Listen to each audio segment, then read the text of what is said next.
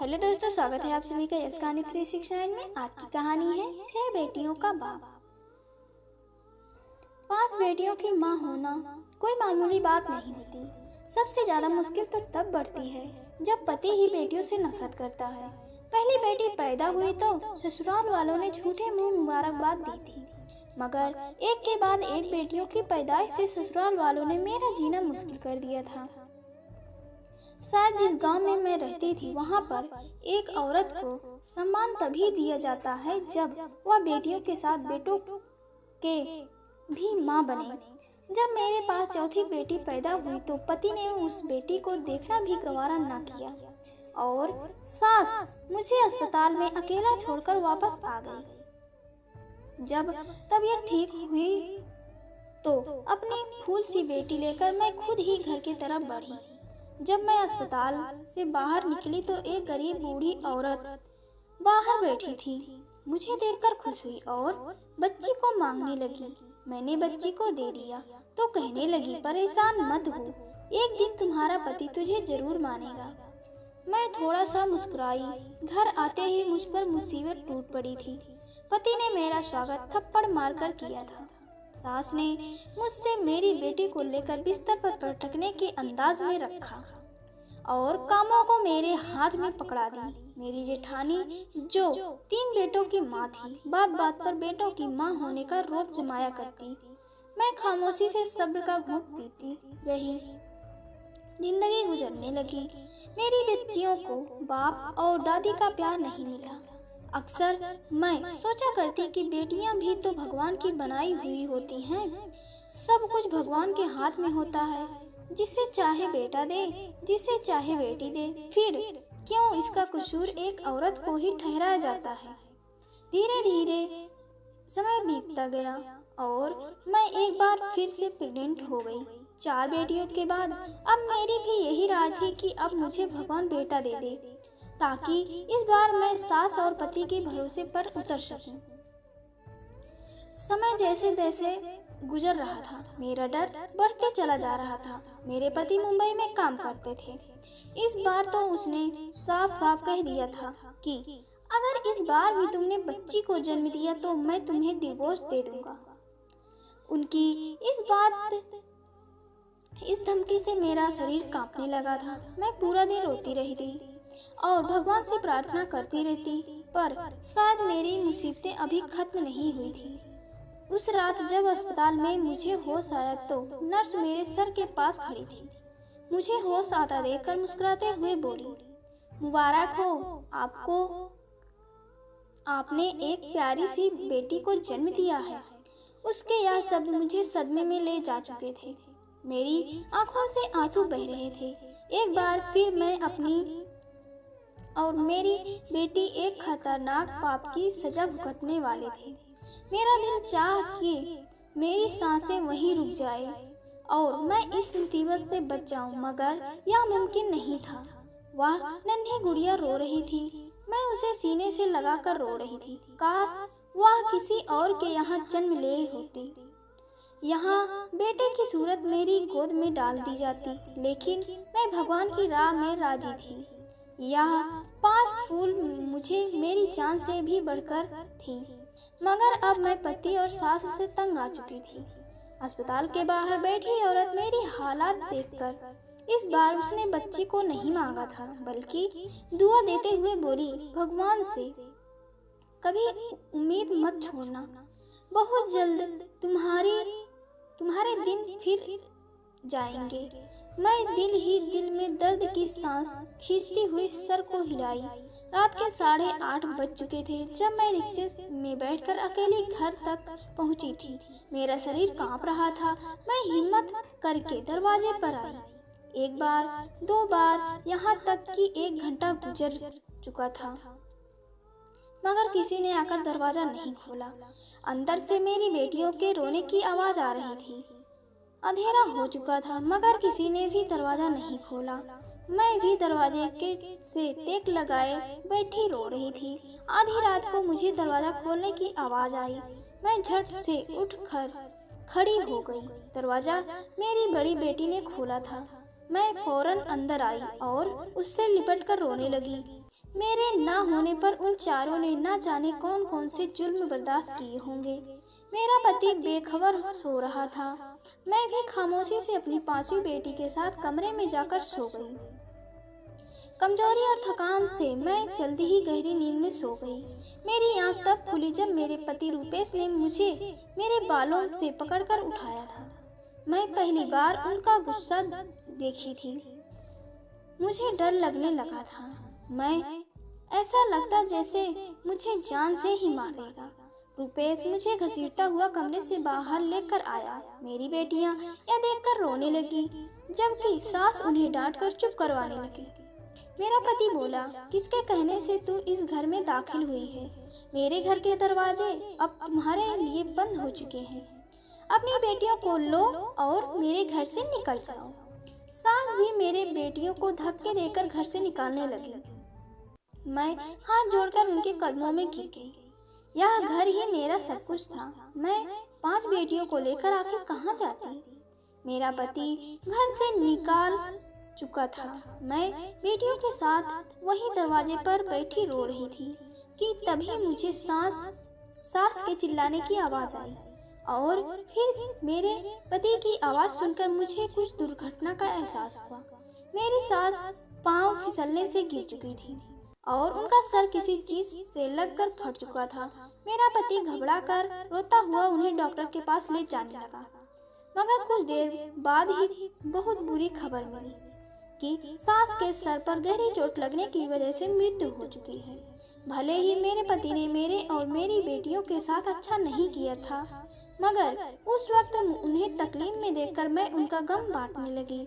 रिश्तेदार दूर दूर से हमारे यहाँ सास को देखने के लिए आ रहे थे, इसलिए पति ने मुझसे दोबारा घर से जाने की बात नहीं की थी। वक्त गुजरता गया और रूपेश का व्यवहार पहले से कुछ बेहतर होता गया। वह मुझसे जरूरत पड़ने पर बात कर लिया करते थे और अपनी बेटियों को तो एक नजर देखना भी गवारा ना करते।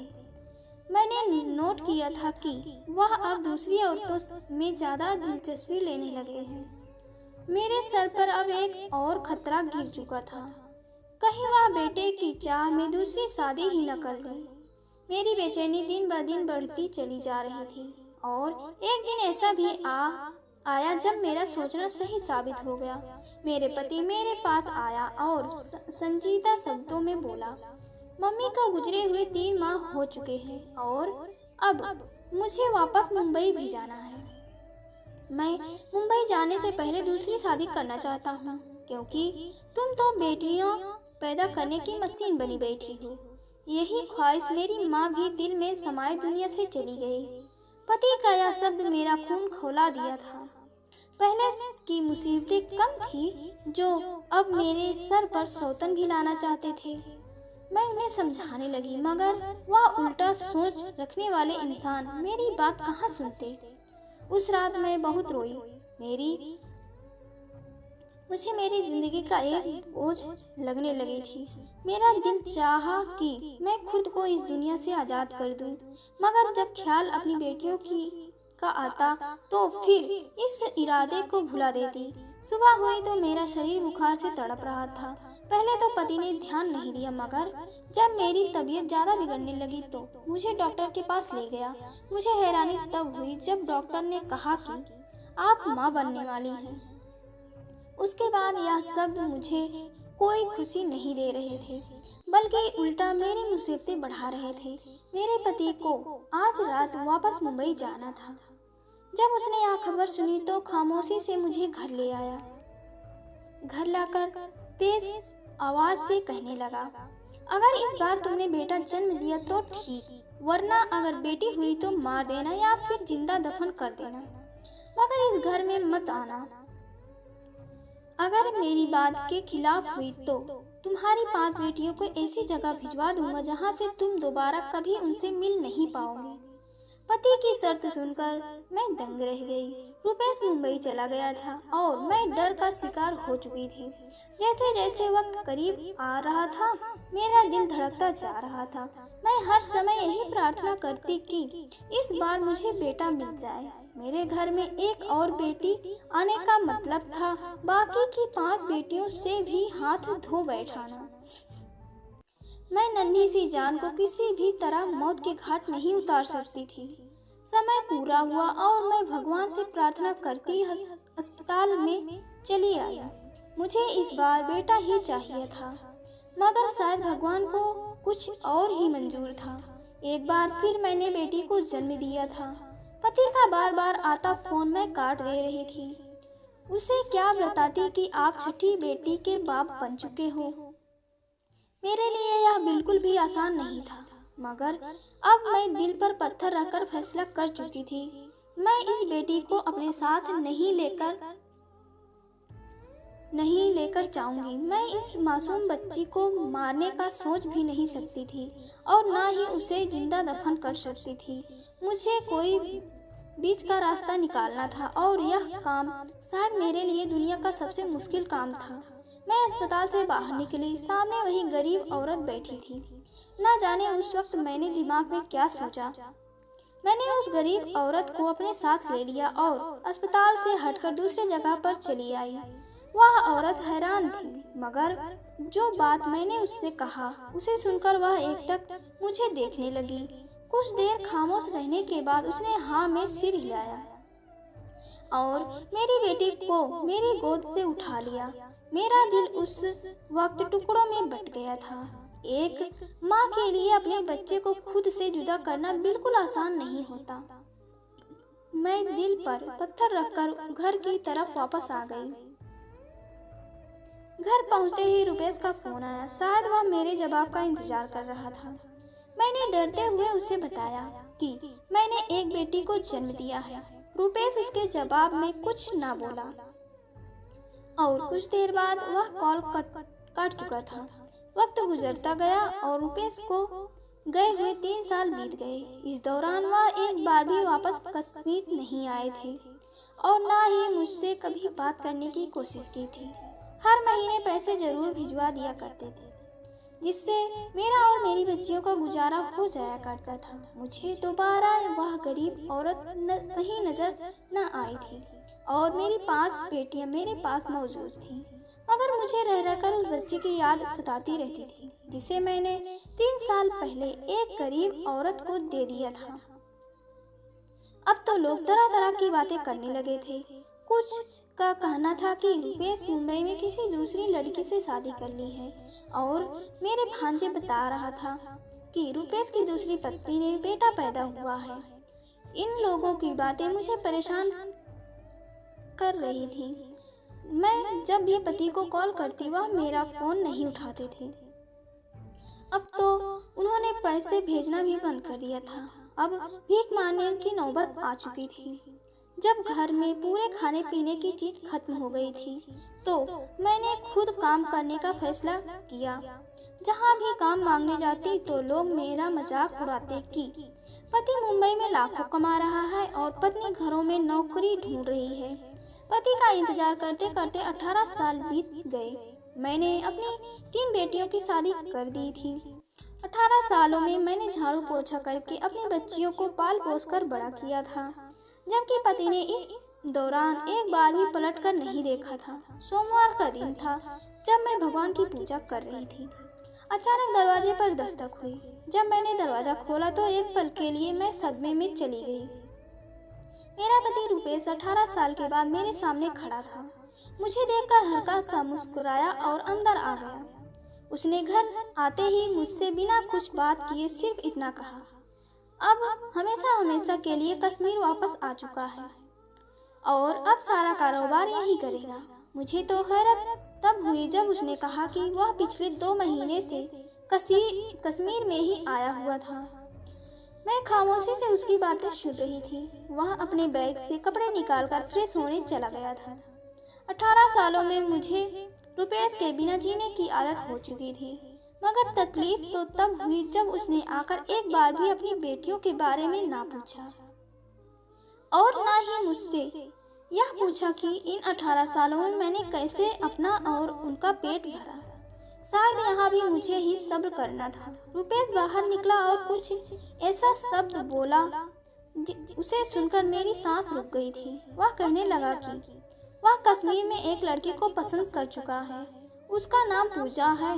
अगले सोमवार को उसकी पूजा के साथ विवाह है। वह मुझे बता कर दोबारा घर से जा चुका था। मैं उसे जाता देखती रह गई। क्या कोई इस हद तक भी लापरवाह हो सकता है? उसकी बेटियां उसके प्यार के लिए तरस रही थी, मगर उसे कोई परवाह नहीं थी। सोमवार का दिन भी आ चुका था। घर को दुल्हन की तरह सजा दिया गया था। मेरी बेटी खामोशी से एक कमरे में छुपकर बैठ गई थी। उन्हें इस शादी से कोई दिलचस्पी नहीं थी। रुपेश बहुत खुश था। मुझे बताने लगा कि पूजा अपनी माँ के साथ यहीं आ रही है, यहीं पर उसका विवाह होगा और फिर अगले ही हफ्ते मैं पूजा के साथ वापस मुंबई चला जाऊंगा। मेरा सब्र का घूंट खत्म हो चुका था। लेकिन मेरा चुप ही रहना मेरा बेहतरीन जवाब था। मैं खामोशी से सर झुकाकर जब उसके कमरे में गई तो वह लड़की सामने बैठी थी जिसे रुपेश का विवाह होने वाला था। उसे देखकर मेरे पैरों तले जमीन निकल गई थी। उस लड़के की उम्र 17-18 साल थी, जो अपनी नजरों से बार बार मुझे देख रही थी, जबकि वही दूसरी तरफ मेरा पति उस लड़की की माँ को पैसे पकड़ाता हुआ न जाने क्या बातें कर रहा था। पैसों की भीड़ में आज एक औरत को मासूम लड़की का चेहरा नहीं दिखाई दे रहा था। तभी रुपेश की कॉल आई और वह खामोशी से कमरे से निकल गया। मैंने जब उस लड़की की माँ को देखा तो मुझे लगा कि इन्हें पहले भी कहीं देख चुकी हूँ, मगर कहाँ, याद नहीं आ रहा था। वह औरत भी बार बार मुझे ही घूर रही थी। मैं जल्दी से कमरे से निकलकर आई और अपने दिमाग पर जोर देने लगी। पंडित आ चुके थे। तभी से मेरे दिमाग में ख्याल आया और मेरे होश उड़ गए। यह कैसी मुसीबतें टूटने वाली थी। मेरा शरीर सुन्न होने लगा था। तब मैं बाहर निकली और जाकर पूजा की माँ को पकड़कर अपने सामने किया और मैं उसे देखकर बोली कि तुम वही औरत हो ना जिससे मैंने अपनी बेटी को दे दी थी। मेरी बात सुनकर वह हक्की बक्की रह गई थी और बोली, हाँ मैं वही हूँ, मगर तुम कौन हो? रुपेश सवालिया नजरों से हमें देख रहा था। मैं गुस्से से बोली कि मैं वही औरत हूँ जिसने 18 साल पहले अपनी इसी पति के डर से अपनी बेटी को तुम्हारे हवाले किया था। यह खबर किसी पाप की तरह गिरी थी। रुपेश घबराया हुआ था। वह औरत सीने पर हाथ रखकर जमीन पर बैठ चुकी थी, जबकि पूजा हैरत से मुझे देखने लगी थी। जब रुपेश होश में लौटा तो उस औरत से सवाल करने लगा। वह औरत अब मालदार हो चुकी थी, लेकिन मेरी बात को सच मान गई। पूजा मेरी और रुपेश की बेटी थी। अगर एक भी पल की देरी हो जाती तो न जाने कौन सी मुसीबत टूट पड़ती।